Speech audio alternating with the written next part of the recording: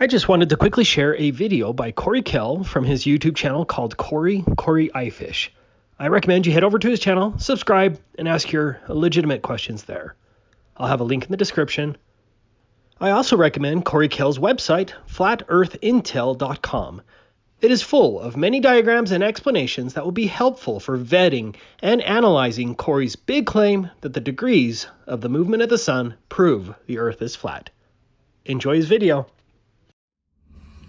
Welcome to It's So Simple. This is a educational tutorial on the use of solo timed observation, or what I call STO, in determining Earth's true surface shape. Thanks for watching.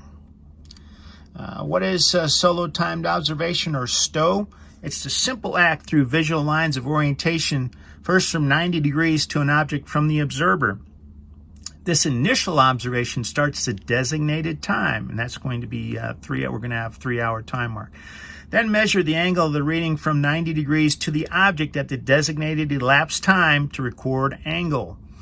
This test will be again at the 3-hour sun time mark, which is equivalent to the 45-degree curve for the globe model. So we're going to check for that curve to see if it's present.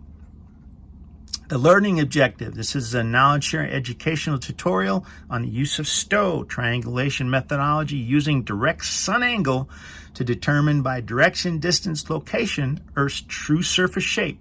Additionally, to determine sun's actual distance. And when we apply STO, we're going to apply it to the globe model and the flat Earth model. And what I want you to remember, that the flat Earth model has a full 90 degrees to work with when we're measuring up to the sun, or the sun is 90 degrees to us. The globe model has a slight disadvantage. They only have 45 degrees to work with, to measure with. Why? Because they lose 45 degrees in the curve. So that's a slight disadvantage to the globe. Just keep that in mind. And it's as easy as counting 3, 4, 5, or 3 sun hours equals 45 degrees. Just keep that in mind. That's one of the big things I want you to remember, that the sun movement is 15 degrees an hour. So we're going to test that 45 degree sector, and we do that at the 3-hour mark.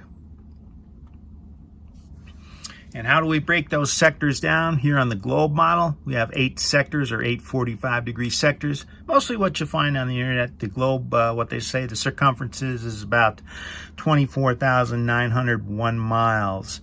And each sector is just a little bit over 3,000 miles. And we'll break that down into each 3-hour section, or 45-degree sector. Remember, again, as I said, sun movement is 15 degrees an hour. Ideally, we'd like to be along the meridian to do these observations. And we have, if you don't know what the meridians are, we have 3 prime meridians. We have the Tropic of Cancer in the northern hemisphere.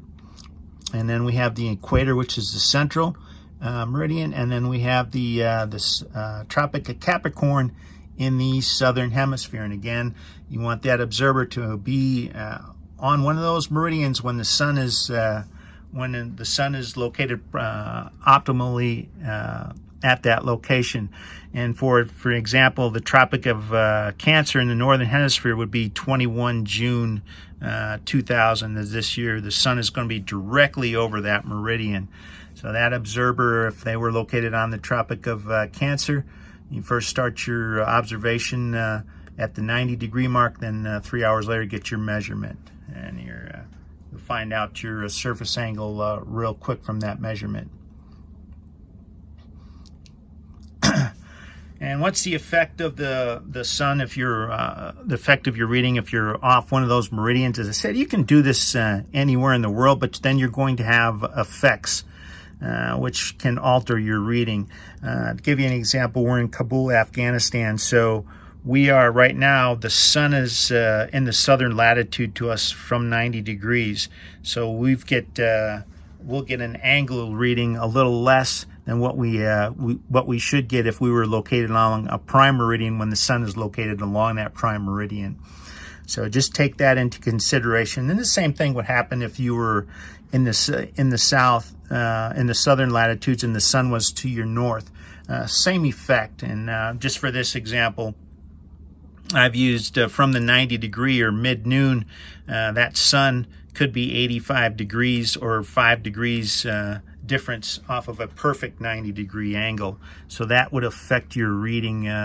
You wouldn't get a real true reading, just to keep that in mind.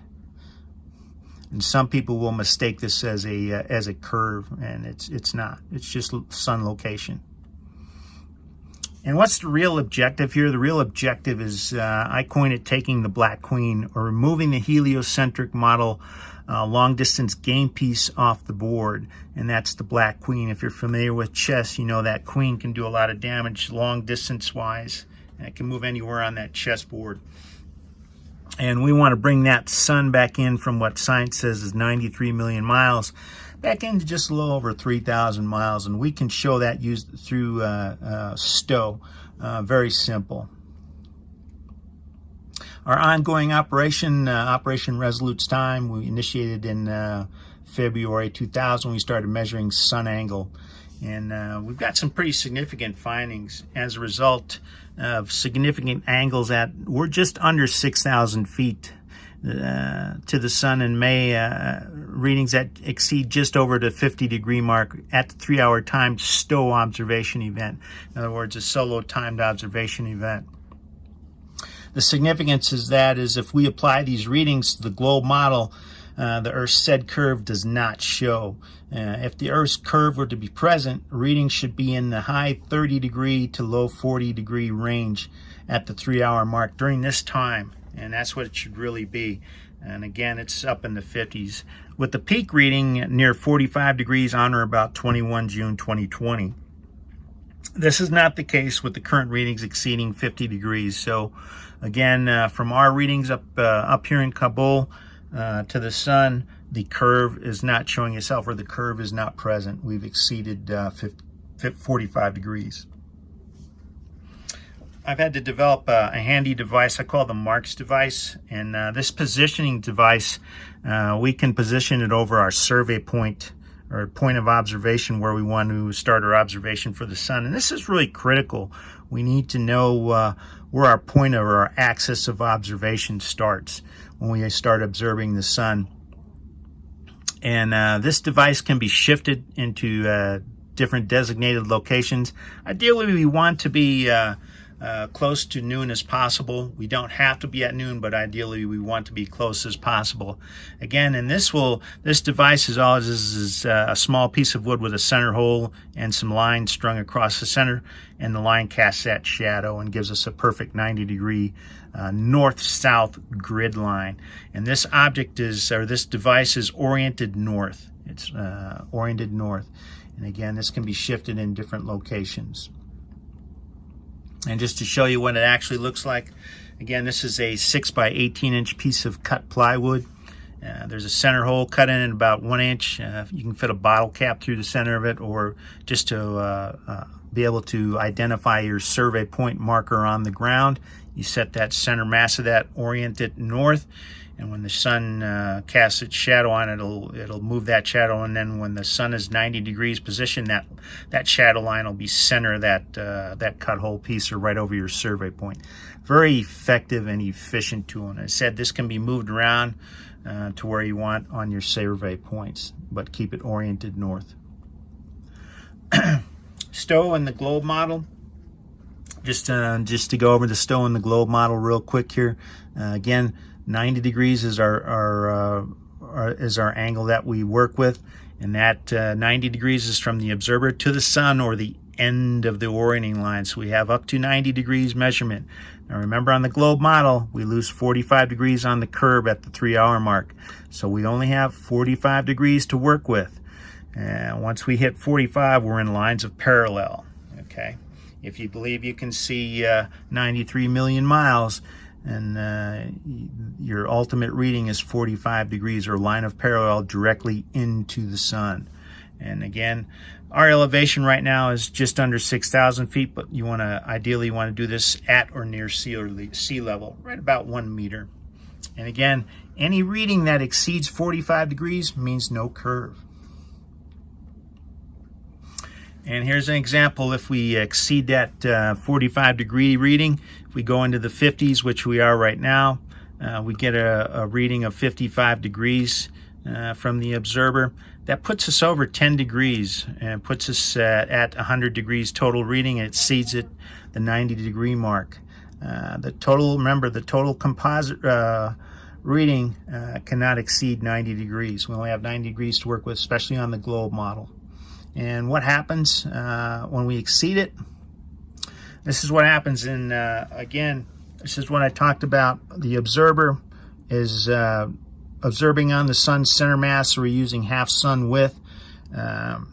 When you get that reading of 55 degrees, now that reading is 10 degrees off center mass of the sun. In other words, you're no longer line of parallel. You're outside that tolerance by 10 degrees. What that means in distance-wise, and this is similar to U.S. weapons bore sighting. When you bore sight weapons, the U.S. military uses this, and it's a very effective tool, bore sighting. You are now off sun target by 16.5 million miles. And if we use sun half width, you're just off by 16 million miles. So not only are you not in the right area code, you're not even in the right phone book. So you're not looking at that object. And again, this is how we can tell if there's really a curve and if there isn't. And this tells the tale, black and white, pretty easy. How do we get this distance? We use a right triangle calculator, right triangle data calculator. And all we do is we plug in our information. We plug in sun distance, what science has told us, and we plug in the angle, what we were over on our angle from parallel, in which we were 10 degrees over, and that gives us a result of 16.5 million miles off sun target. So it's just a simple triangulation, and again, simple geometry. And then finally, to get the true measurement off of the surface of the Earth, or the sun angle to the from the surface of the Earth, right now we're taking measurements from 1/2 meter and 1 meter, and what we're finding out is that it's only a difference of 1 degree. So what we do is we take the measured 1/2 meter angle measurement, and we add 1, and that gives us our true reading to the sun angle to the sun from the Earth's surface. And as a result, your surface is flat. Again, this has been the educational tutorial on STO, triangulation methodology, doing a solo timed observation event to the sun. If you have any questions, you can email me at coryifish@gmail.com. Thanks for watching, and stay safe out there.